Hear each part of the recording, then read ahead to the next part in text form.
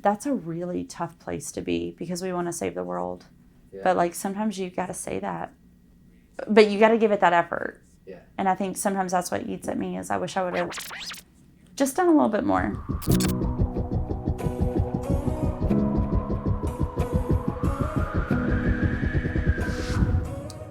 So I was fresh into my career, established a job within a system that I was very proud of, very excited to be a part of, and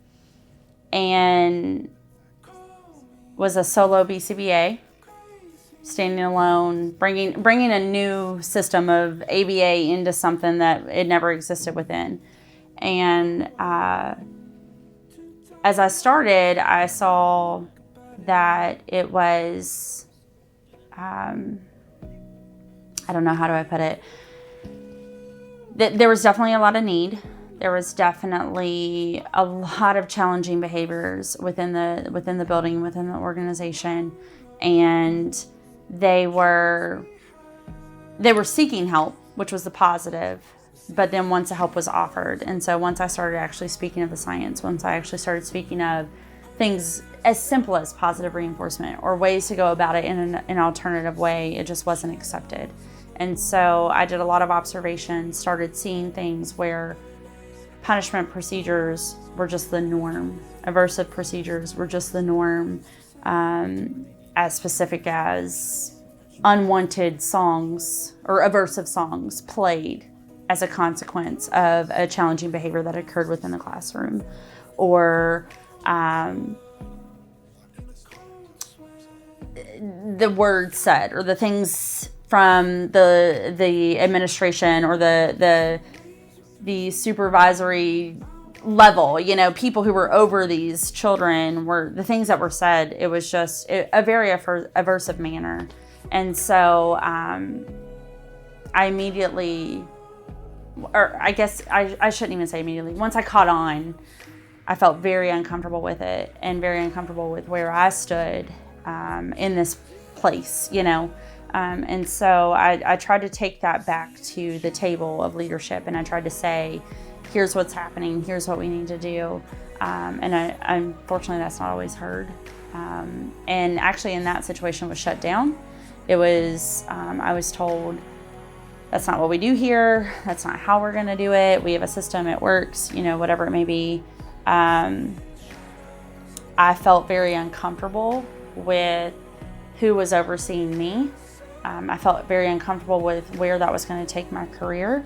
I felt very uncomfortable and inexperienced in speaking up to somebody that didn't agree with where I was or what I was saying. And so...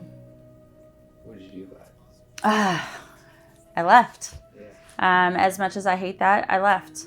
And I decided that it wasn't a place that was open to what I was offering, and it wasn't a place that I agreed with. And so... What would you do differently?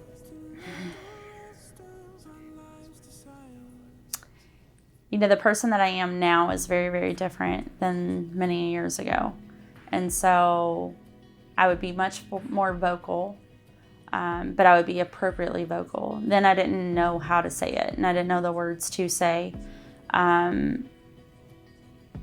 Now I would pull the resources. Now I would pull the advocates in that I knew could support me. Now I would go above and beyond. I thought that the buck stopped at a certain spot, and I thought that spot was going to ruin me, for lack of better words.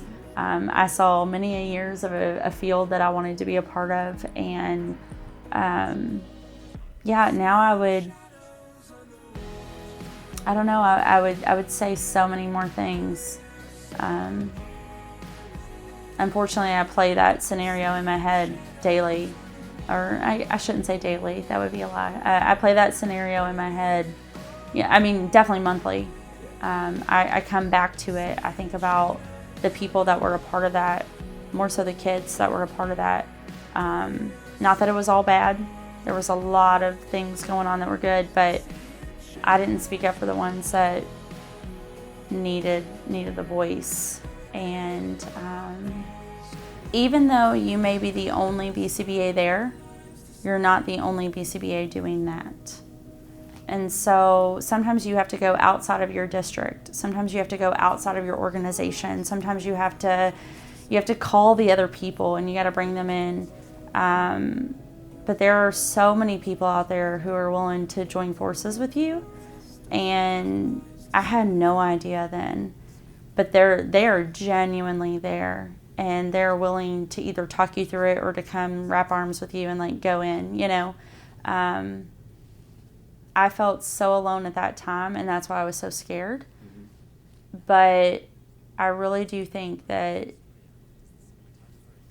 even if you're the only BCBA in a 100-mile radius, there's somebody who's willing to get on the phone with you, and there's somebody who's willing to email back and forth with you, and who's willing to send you the ammunition that you need to be able to go in professionally, appropriately, say what you need to say, and advocate as much as you can. And then sometimes there is an ending point. There is a point where you have to say, I'm not going to be a part of this. And that's a really tough place to be, because we want to save the world. Yeah. But like sometimes you got to say that. But you got to give it that effort. Yeah. And I think sometimes that's what eats at me, is I wish I would have just done a little bit more. But yeah, sometimes organizations have their own history of learning, their own history of reinforcement, their own history of whatever it may be, and sometimes you have to acknowledge that. If you're into this channel is purely ran by patrons, just like Clinical Behavior Analysis. Follow this link, and if you can, support. Let's build this community and this message and show the world what behavior analysis can do.